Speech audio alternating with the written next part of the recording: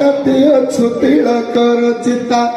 ତିଳକର ଚିତା ଅଣକର ବହୁ ଚେତା କରିଦେଲେ ଡେରି ମାଗି ମାଗି ପଣ୍ଡା ପୁଅ ଯାଉଛନ୍ତି ଫେରି ଆହା ଯାଉଛନ୍ତି ଫେରି ଅନୁଦାନ ଦେଇଥିଲେ ମହାପୁଣ୍ୟ ହୋଇ ମନେ ନାହିଁ ନା ଗୋଟେ ମା ଏ ଅନ୍ଧ ବ୍ରାହ୍ମଣକୁ ମତେ ଟଙ୍କା 500 ଭିକ ଦବ ମା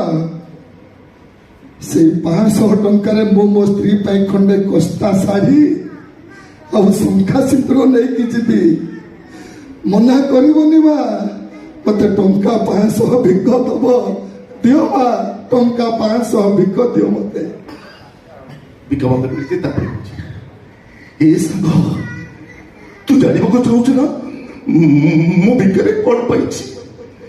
ମୁଁ ଭିକ